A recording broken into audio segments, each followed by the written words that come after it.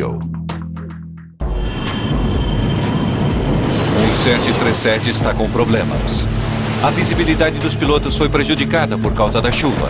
No avião encontram-se autoridades do governo e importantes homens de negócio.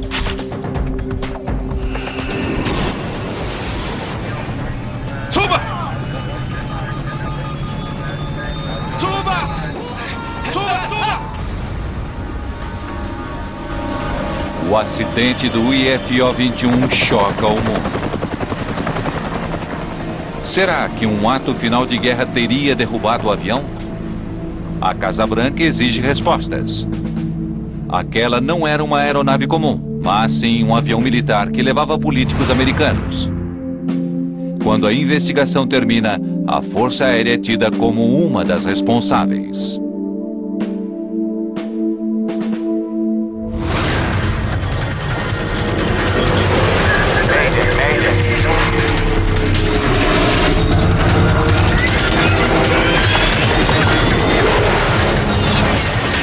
Mayday, desastres aéreos.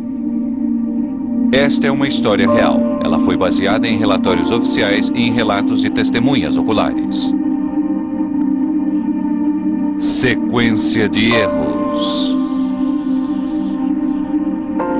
Quarta-feira, dia 3 de abril de 1996. Está um dia chuvoso de primavera, perto da cidade de Dubrovnik, na Croácia. A chuva cai sobre a pista do aeroporto da cidade. Um pequeno grupo de diplomatas corre atravessando a tempestade, procurando manter-se secos. Eles fazem parte de uma delegação que acabou de chegar. Entre eles está o primeiro-ministro da Croácia e o embaixador americano na região, Peter Galbraith. O voo para Dubrovnik foi assustador. Não dava para ver nada. Eu era o embaixador da Croácia há quase 3 anos e tinha feito vários voos diplomáticos, mas aquele certamente foi um dos piores. O tempo que tornou a aterrissagem de Galbraith tão ruim não estava melhorando. Na verdade, os voos comerciais dentro de Dubrovnik tinham sido cancelados, mas o embaixador e os outros não estão aqui esperando outro voo comercial.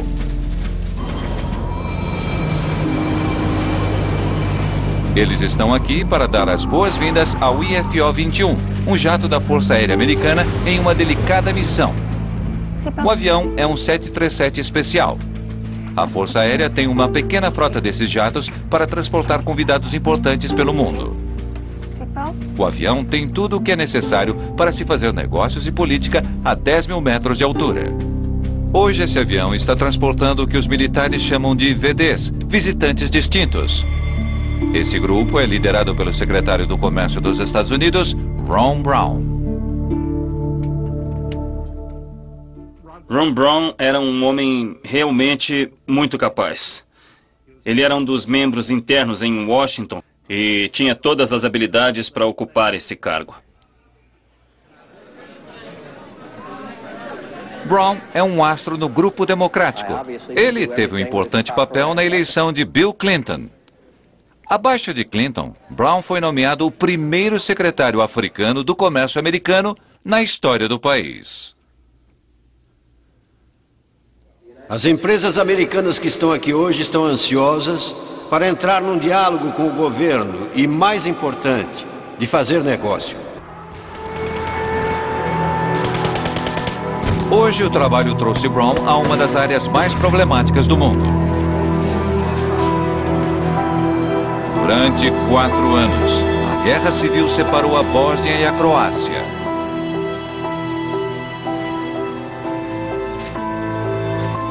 Mas há alguns meses, a guerra deu lugar à paz, embora ainda não totalmente estabelecida. Como secretário do Comércio, Brown está ajudando a reconstruir a economia local.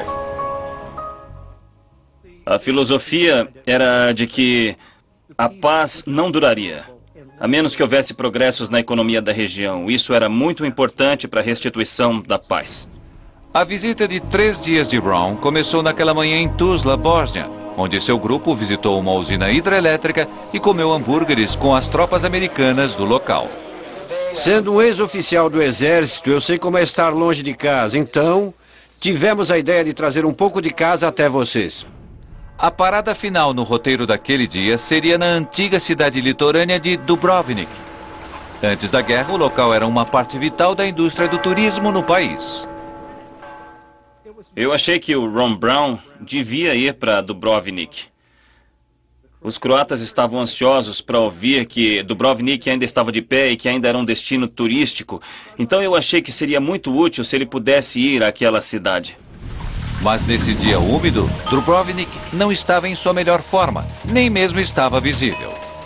A neblina descia do céu, obstruindo a cidade e o belo litoral adriático. O IFO-21 dirige-se para o norte de Dubrovnik. Seu piloto é o capitão Ashley J. Davis. Seus colegas o chamam de AJ.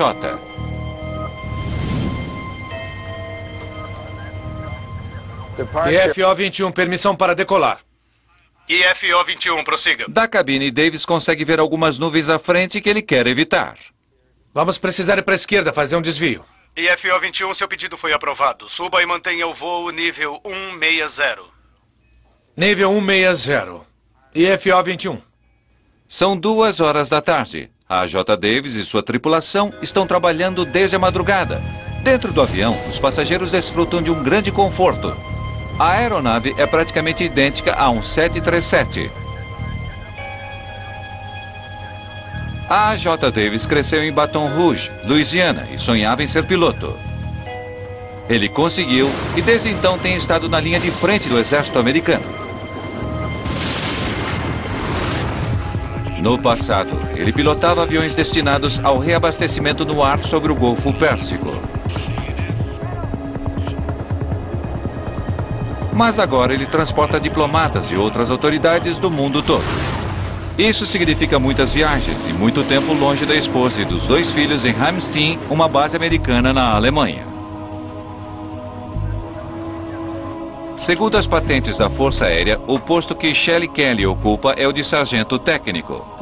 Hoje, no IFO-21, sua principal tarefa é assegurar que os passageiros terão tudo o que necessitarem.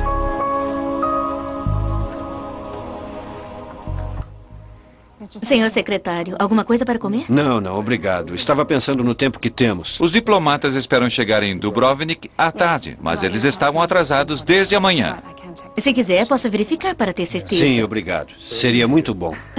À medida que o avião se aproxima de Dubrovnik, a J. Davis chama o serviço do tempo da Força Aérea dos Estados Unidos para saber as últimas notícias. Metro IFO-21, estão ouvindo o câmbio? IFO-21, estamos ouvindo alto e claro. O tempo para Lima Delta Uniforme é o seguinte: chuva. Condições do céu 500 com nuvens. Isso pode ser um teto. Você me entendeu? É entendido, IFO-21, metro. Vamos ter esse tempo o dia todo? Ou vocês esperam alguma mudança no tempo? Vamos continuar com chuva. Câmbio.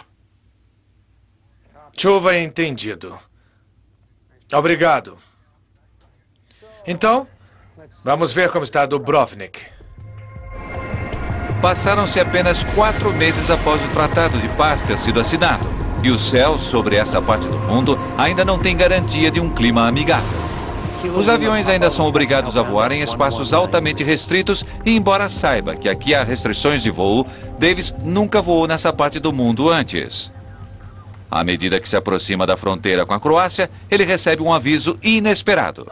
IFO-21, aqui é Magic 51. Magic é o sinal de aviso emitido pela aeronave encarregada de manter a paz aqui, a Airborne Earl Earing, que observa os corredores aéreos como um policial de trânsito. Estão deixando um corredor aprovado. Refaçam sua rota imediatamente.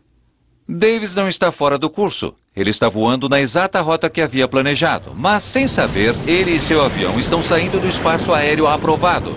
Eles estão entrando em um território possivelmente perigoso. Repito, refaçam sua rota. Entendido. Erro nosso. Reiterando a rota agora para o corredor apropriado. Câmbio.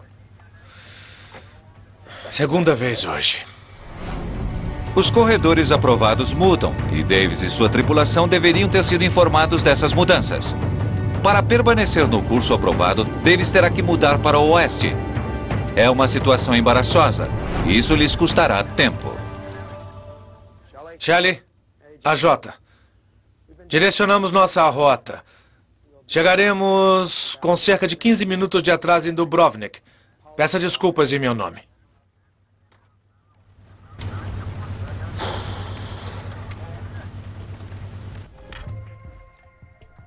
Senhoras e senhores, posso ter um minuto de sua atenção? Infelizmente, teremos um pequeno atraso em nossa chegada a Dubrovnik.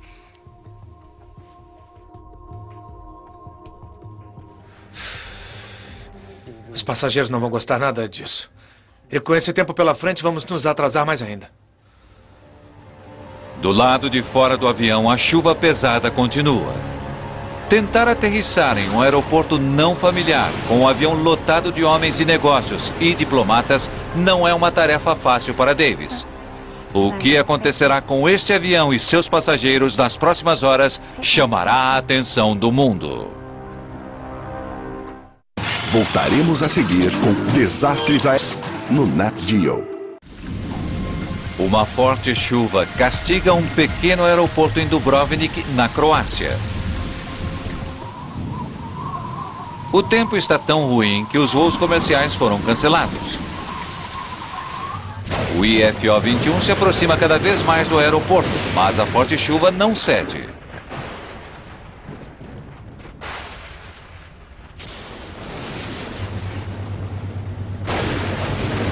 Porém, a tripulação está lidando com algo mais sério do que somente o mau tempo.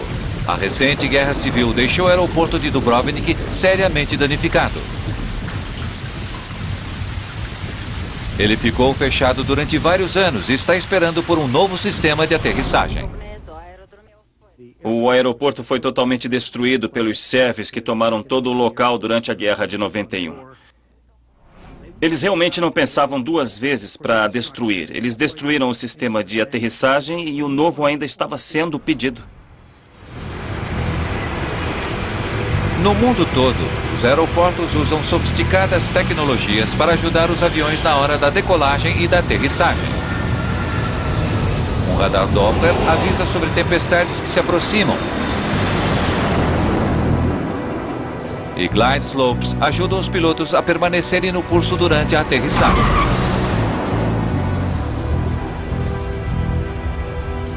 O devastado aeroporto de Dubrovnik não tem nenhum desses equipamentos. Ele não tem nem ao menos um radar para localizar os aviões que estão se aproximando para aterrissar. Em vez disso, o aeroporto está usando os chamados rádios faróis não direcionais para guiar os aviões na pista. No mundo da aviação, essa é considerada uma tecnologia antiga. Há muitos radiofaróis não direcionais nos Estados Unidos e no mundo todo, mas eles são um antigo sistema navegacional e estavam para serem substituídos na época. O sistema em Dubrovnik tem 2 rádios faróis não direcionais no solo, que enviam sinais para o avião. Quando a tripulação recebe os sinais, ela consulta seus mapas e segue o curso que lhe é fornecido pelo aeroporto. A tripulação do IFO-21 ainda estava esperando para ouvir o primeiro sinal quando recebe uma chamada do solo. 9 CRO para IFO-21. IFO-21, estou ouvindo 9A CRO câmbio. Um outro avião, levando o embaixador Galbraith, tinha aterrissado antes em Dubrovnik. O piloto desse avião é experiente e está muito familiarizado com a área. Ele quer que a tripulação do IFO-21 esteja ciente do que irá enfrentar. IFO-21, aterrissamos há 1 hora. O tempo estava horrível. Sugerimos desviar a rota se tiverem que executar uma aproximação agora. Câmbio. Entendido, 9A CRO. Entendemos. Desligando. Um desvio na rota não era uma boa notícia para os membros daquela delegação. As pressões para trazer os passageiros no horário, para as conferências agendadas e outras atividades eram provavelmente muito grandes. À medida que Davis se aproxima do aeroporto, a torre de Dubrovnik chama outra vez. IFO-21. Reporte seu nível. IFO-21, 1.500 metros. IFO-21, entendido. Desça para 1.200 metros. Relate Kilo Lima Papa. Descendo para 1.200, IFO-21. Cinto de segurança? Senhor? Senhor? Obrigada. Sobrevoando a tempestade, a tripulação finalmente ouve o sinal de rádio do primeiro rádio-farol não direcional. Lá está. Aquilo, Lima Papa, estamos trilhando rota de saída a 119 graus. 119 confirmado.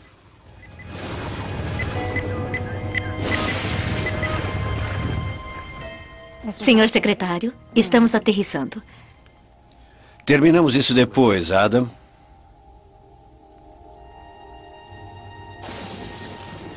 Está muito nublado. Não consigo ver nada.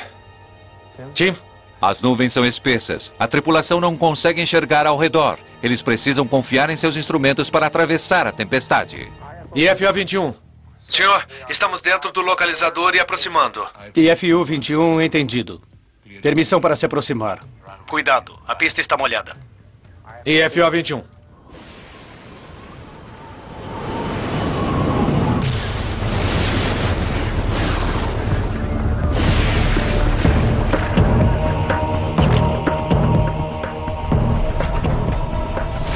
A J. Davis voa às cegas através da chuva pesada e das nuvens. Ele espera ver o aeroporto a qualquer segundo.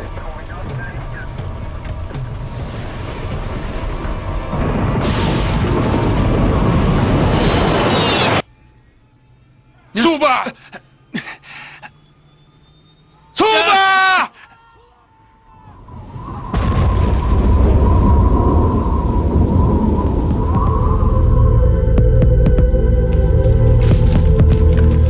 IFO-21, está me ouvindo? Pouco antes das 3 da tarde, a torre de Dubrovnik perde o contato com o IFO-21. IFO-21, aproximação Dubrovnik, está me ouvindo? IFO-21, está me ouvindo? Sem um radar de aproximação para rastrear o avião, os controladores não têm ideia de onde ele está. Talvez ele tenha sido desviado para outro aeroporto. IFO-21, está me ouvindo? Mas mesmo depois de vários minutos de espera, eles não ouvem nenhum sinal do avião americano. Os controladores locais não querem se arriscar. Procedimentos de emergência. Perto da troca de turno, ficamos sabendo sobre a possibilidade do avião ter desaparecido. Não sabíamos quem estava no avião. Não tínhamos detalhes sobre o voo. Para situações como essa, há um certo procedimento. E, portanto, ficamos esperando por mais informações.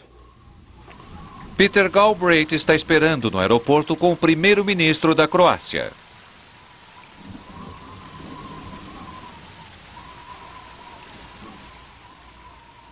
Pela experiência com o meu próprio voo, ficou claro que a nossa tinha sido uma aterrissagem excepcional.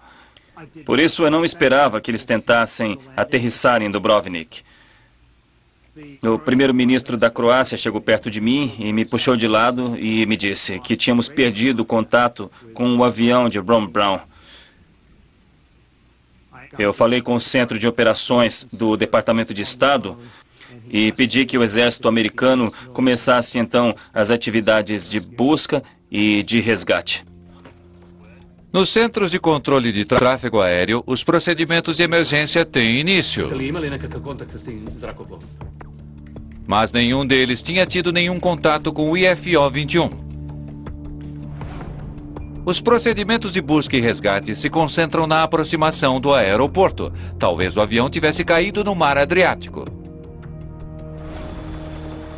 Na época, eu estava a cerca de 160 quilômetros dali. Eu estava em Brindisi, na Itália. Mandamos 2 de nossos helicópteros MA-53 com o pessoal das táticas especiais da Força Aérea direto para Dubrovnik.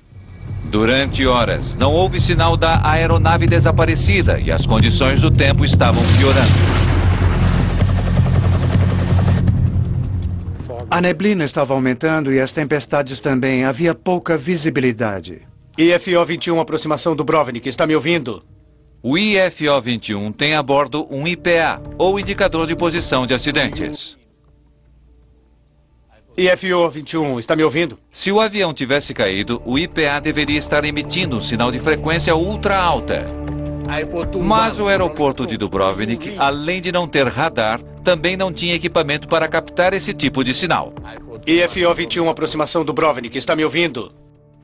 IFO-21, está me ouvindo? IFO-21, está me ouvindo?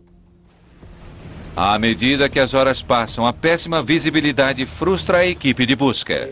Eles estavam afastados do litoral, estavam em mar aberto, procurando o avião.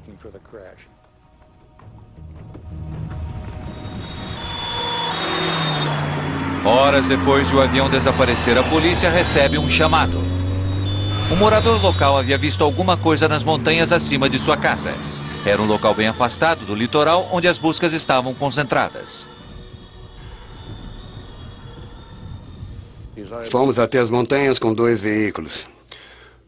O tempo estava horrível, caía uma chuva forte e a neblina era espessa. Então subimos a montanha a pé por cerca de 1 hora e aí chegamos perto. Eram quase 7h30 da noite. 4h30 após a equipe ter pedido ajuda para aterrissar. O acidente do IFO-21 finalmente foi confirmado.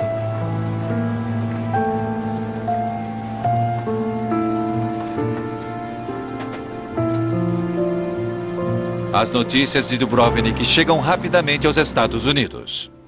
O local do acidente já foi encontrado pela polícia da Croácia e ouvimos que é um médico croata no local. A cauda é a única parte inteira que restou do IFO-21. Destroços e corpos estão espalhados pela montanha. Aqueles foram momentos difíceis, porque tínhamos que caminhar pelo local sem saber se estávamos pisando no corpo de alguém. São momentos que a gente não esquece. Então, quase que por milagre, a polícia faz uma surpreendente descoberta. Dentro da cauda, eles encontram uma sobrevivente. É a sargento Shelley Kelly.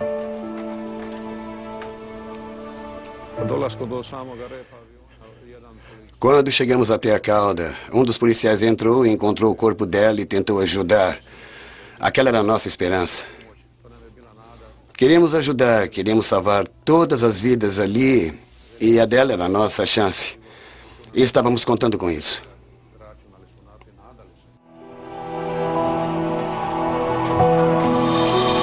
Na escuridão, eles perceberam que Kelly precisava de socorro médico imediato para sobreviver. Quando eu percebi que não tinha ninguém ali para ajudar, eu liguei para a estação central da polícia em Dubrovnik. E os guiei até o local do acidente, mas naquela hora já estava escuro demais. A colina de Steve Jones se torna um local vivo, com cerca de 100 policiais croatas no local. As forças americanas também correm para o local. Rochas enormes e condições ameaçadoras tornam o local do acidente difícil de ser alcançado. Mas também há traços da recente guerra.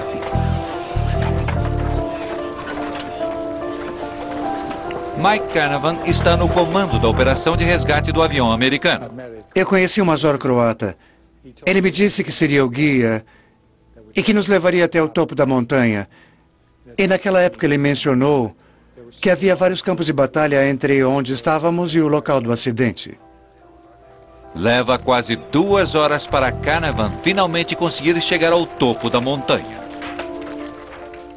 Estávamos caminhando por algum tempo. Estava muito escuro. Mas de repente eu vi uma coisa que era mais escura. Eu não sabia o que era.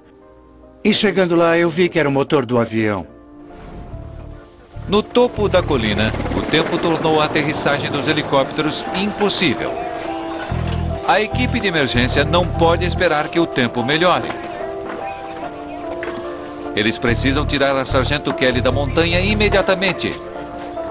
Ela está com a coluna quebrada e tem vários ferimentos sérios. Mas se sobreviver, a equipe de resgate espera que ela possa esclarecer o que deu errado.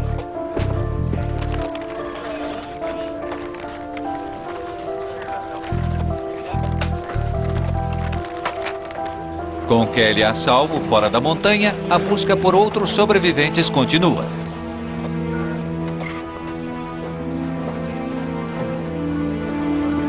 Finalmente, na escuridão, a equipe de resgate encontra o corpo de Ron Brown, o secretário do Comércio americano. Na verdade, à medida que a equipe continua a procurar pela montanha, tudo o que encontram são corpos. A J. Davis e o resto da tripulação provavelmente morreram na hora. Todos os outros membros da delegação também estão mortos.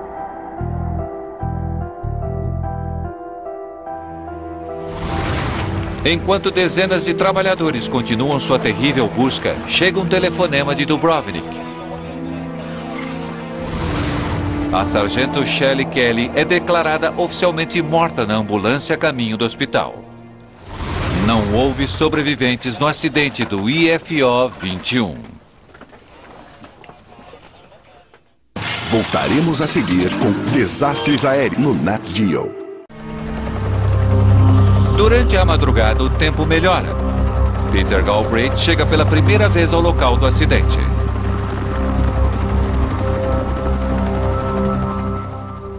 Nós subimos a montanha, o tempo já estava melhor. E, perto do topo, encontramos a fuselagem do avião e destroços espalhados por toda a parte. E, do outro lado da borda, estavam os corpos. Não há nada no mundo que se compare com um acidente de avião. Uma coisa que minha equipe fez na montanha e depois em Dubrovnik foi ter feito seu trabalho com dignidade e respeito. Eu achei que eles fizeram seu trabalho excepcionalmente bem.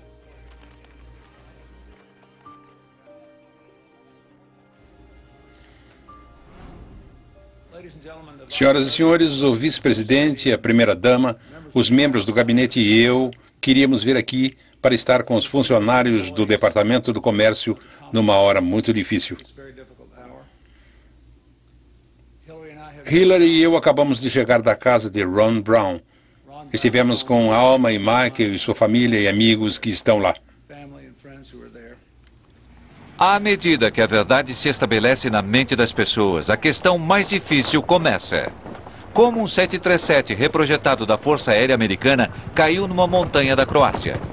Foi simplesmente culpa do mau tempo ou em uma parte do mundo arrasada pela guerra pode ter havido outra causa? O objetivo da equipe que está investigando o acidente é descobrir a verdade e posso garantir que será feita uma análise detalhada para determinar as causas do acidente. Por causa do perfil dos passageiros, os boatos começam imediatamente. Howard Swansea é um dos especialistas designados para acompanhar a equipe. Em todo acidente, sempre há muita especulação. Nesse caso, tínhamos uma autoridade do alto escalão do governo americano. E acontece que quando nós chegamos ao local do acidente, havia muita gente da mídia por lá.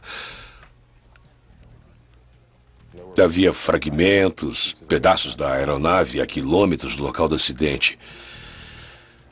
Então, a minha ideia era de coletar o máximo possível de informação e de provas físicas. Desde o início, a equipe de investigação está em desvantagem. Eles descobrem que no avião não há gravador de voz da cabine ou aparelho que registre dados. O que é padrão para os jatos de passageiros não é exigência na Força Aérea. Eu realmente pensei que os voos da Força Aérea e esses voos VIPs tinham equipamentos de segurança melhores do que os voos comerciais normais. Então eu fiquei muito chocado ao perceber que era o contrário, que o equipamento era pior nesses voos do que nos da aviação comercial. Sem as ferramentas padrão, os investigadores não podem se dar ao luxo de deixar nada passar despercebido. Os destroços estão a quase 3 quilômetros do aeroporto. Como uma tripulação treinada se afastou tanto do curso?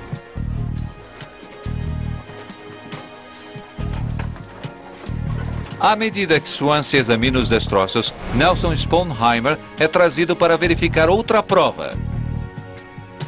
Especialista em navegação aérea, ele traça os minutos finais do avião condenado. Para refazer os últimos momentos do voo, ele se volta para o céu e para o avião radar da Força Aérea, que estava patrulhando a região. IFO 21, aqui é o Medic 51. Estejam cientes de que estão deixando um corredor aprovado. Refaçam sua rota. Entendido, erro nosso, reiterando a rota. Câmbio. Exceto o fato de a aeronave estar se dirigindo para fora do espaço aéreo permitido, Sponheimer não encontra nada de incomum sobre aquele voo. A trilha de radar que me forneceram era a de uma aeronave AWACS. E mostrou que, com relação ao plano de voo, desde cerca de 160 quilômetros antes do aeroporto, estava tudo normal. Porém, no último segmento do voo, que começou a 20 quilômetros do aeroporto, as coisas mudaram.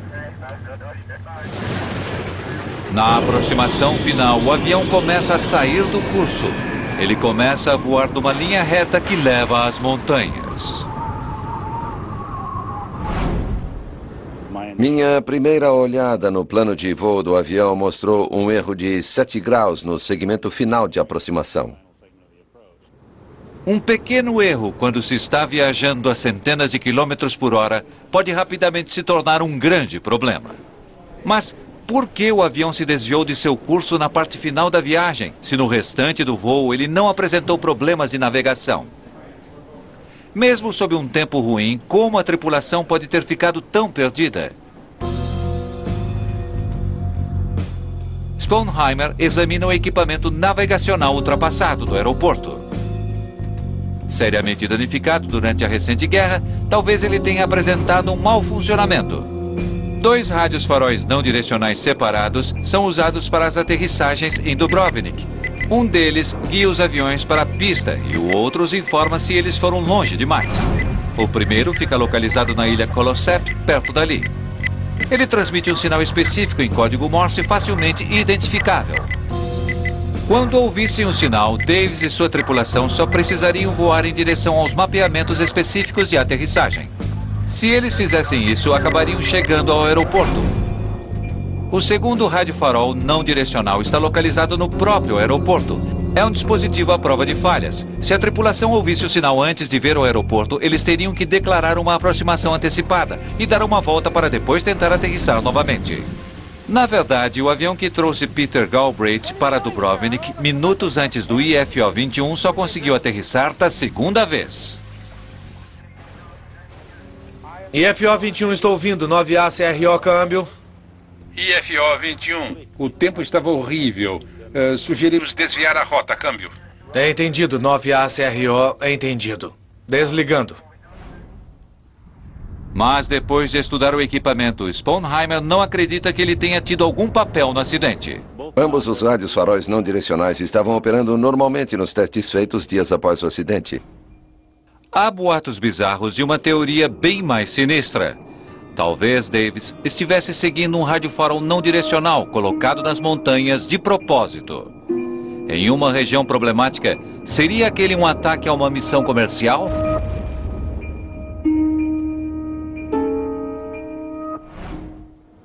Para conseguir um sinal forte o suficiente para ser ouvido, é preciso um grande sistema de solo, o que é difícil de ser estabelecido em um solo rochoso e arenoso.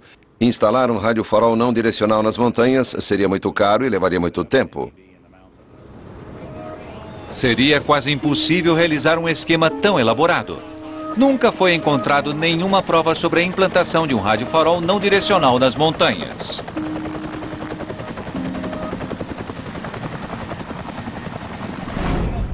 A investigação continua.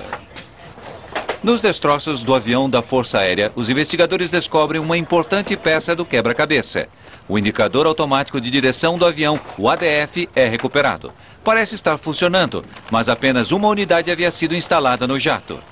Para executar uma aterrissagem adequada em Dubrovnik, um avião precisa de 2 ADFs.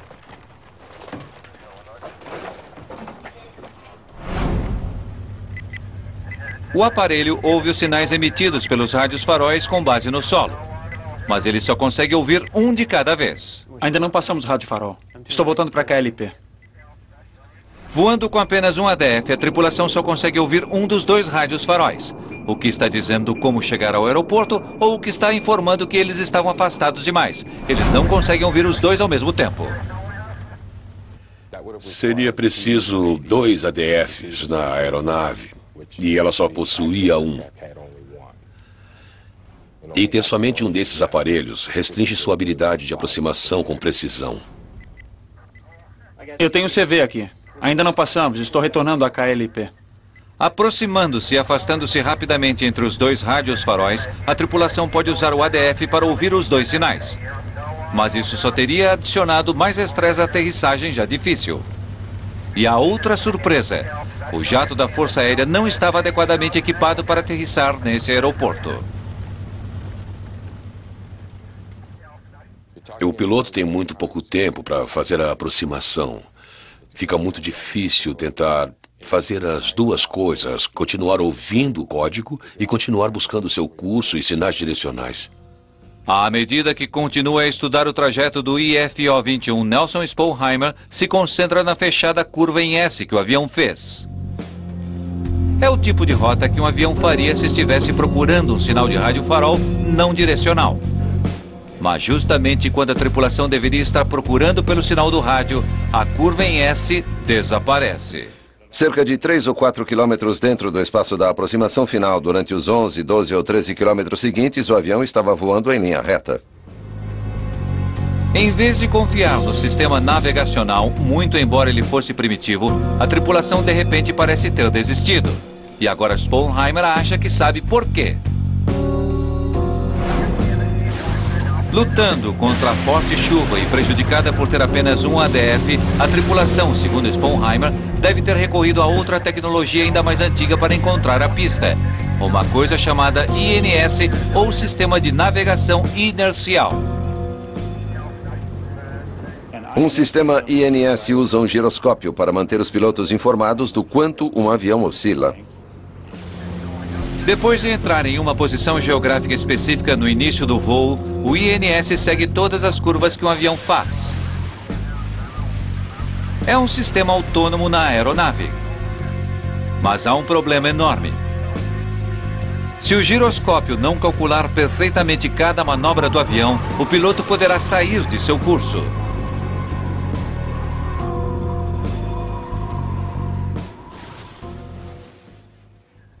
Não tem muita visibilidade aqui. Não estou vendo nada.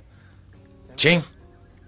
A tripulação pode ter achado que a mudança para esse sistema os ajudaria a encontrar seu caminho.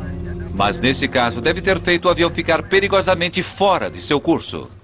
A navegação pelo INS foi provavelmente a principal razão que levou o avião a acabar onde acabou.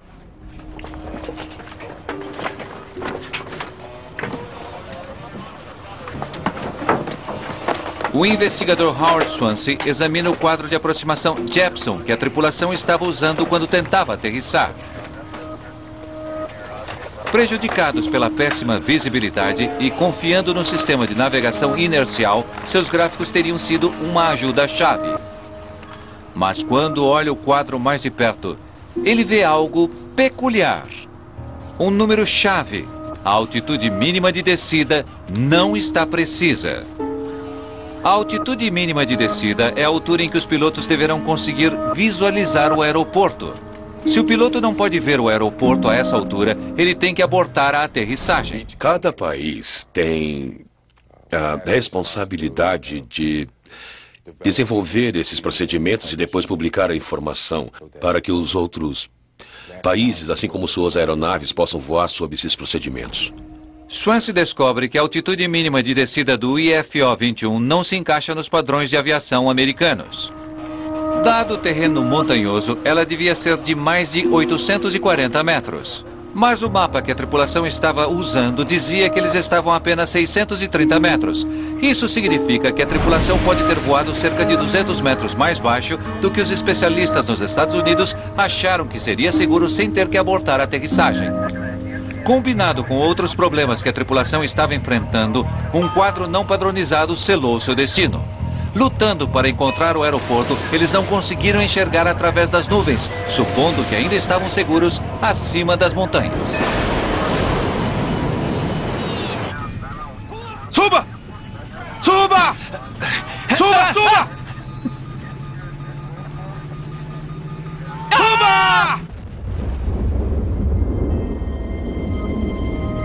Mas por que o avião da Força Aérea não estava propriamente equipado para aterrissar em Dubrovnik? E por que a equipe não teve acesso aos mapas de aterrissagem corretos que teriam tornado até o mais difícil dos voos mais seguro? As respostas foram encontradas na base militar americana na Alemanha, com alguns dos membros mais antigos da Força Aérea. Voltaremos a seguir com Desérios no Nat Geo. Para descobrir por que a tripulação estava tentando aterrissar em circunstâncias tão difíceis, os investigadores interrogam o coronel John Mazurovsky. Ele é o comandante de grupo de operações da Airlift Wing encarregado do voo. Seu trabalho é fornecer transporte para um crescente número de visitantes distintos. Mas estes são tempos difíceis. Mazurovsky recebeu ordens para trabalhar com menos dinheiro. Agora eu gostaria de falar sobre a aproximação Jeppson. Um dos pontos em que os investigadores mais se concentraram foram os gráficos de aterrissagem Jeppson que a tripulação estava usando. Os gráficos feitos para grandes aeroportos forneciam às tripulações uma grande quantidade de informações, incluindo o que fazer no caso de uma aproximação antecipada. Mas o investigador Howard Swansea já tinha descoberto que esses gráficos não estavam de acordo com os padrões americanos.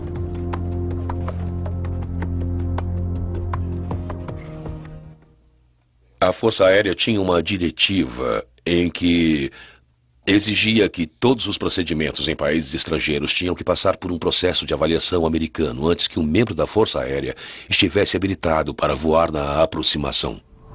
A aterrissagem no aeroporto de Dubrovnik não tinha sido aprovada. Os gráficos de aterrissagem Jeppson que existiam para aquele aeroporto não haviam sido revistos. Foi por essa razão que Howard Swansea encontrou uma diferença entre o que os gráficos diziam e o que era considerado seguro pelo Departamento de Defesa.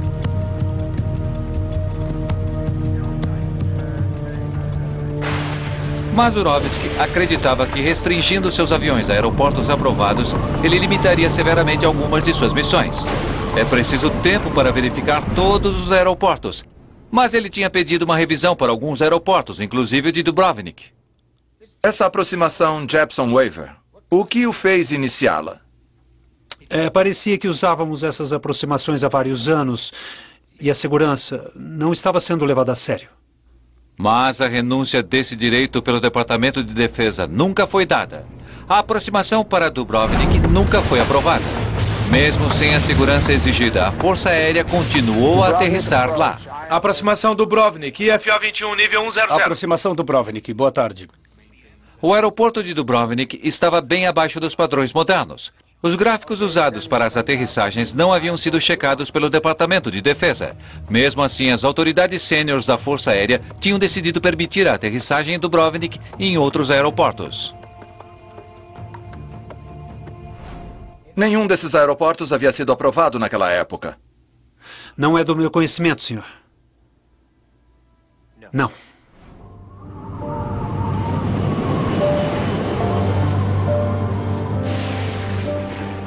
No final, uma fatal combinação de fatores se juntou para causar o acidente do IFO-21. Aproximação Dubrovnik, IFO-21, nível 100. Aproximação Dubrovnik, boa tarde. Mantenha 3.000 metros para a aproximação da boia. Pista 12. IFO-21. A tripulação estava lutando contra o mau tempo. Eles estavam tentando aterrissar em um aeroporto não familiar que apresentava uma tecnologia ultrapassada. Os gráficos não aprovados tornaram uma situação ruim ainda pior.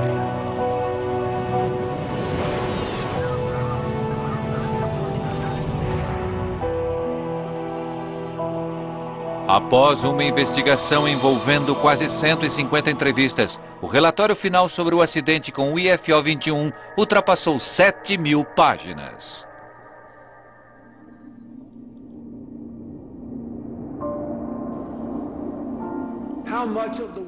Quantas lágrimas nós derramamos nessa última semana porque havia tantos jovens brilhantes naquele avião. Com diferentes passados e de diferentes grupos raciais. Por quê? Porque Ron Brown via neles a promessa para um novo amanhã.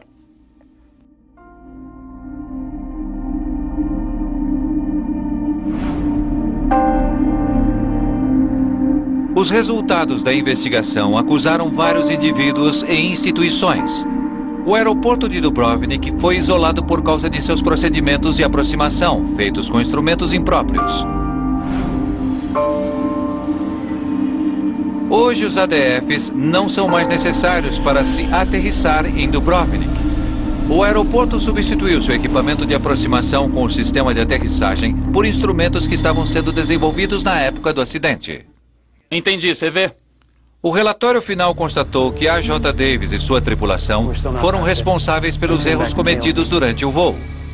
E como uma bala perfurou o coração das operações da Força Aérea. Figurões militares importantes foram acusados de falhar no comando. Na conclusão do relatório, 2 membros sêniores da Força Aérea foram afastados de seus postos. O coronel John Mazurovsky foi acusado de negligência. Ele foi afastado e mais tarde se aposentaria como major. Outros 13 oficiais também foram afastados por terem tido conexão com o acidente. A Força Aérea também mudou a maneira de agir. Todas as aeronaves militares passaram a ser equipadas com registradores de dados de voo e gravadores de voz de cabine. Nenhum avião poderia entrar em um aeroporto sem a aprovação do Departamento de Defesa, nem para diplomatas de alto escalão.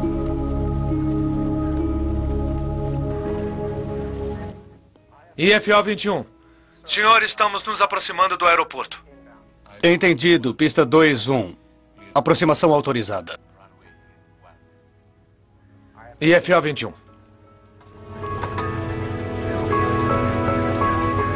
O comando da Força Aérea foi declarado culpado pelo acidente. Mas foram os pilotos, a tripulação e os passageiros do IFO 21 que pagaram o mais alto preço por descasos feitos pelo Comando Aéreo número 86.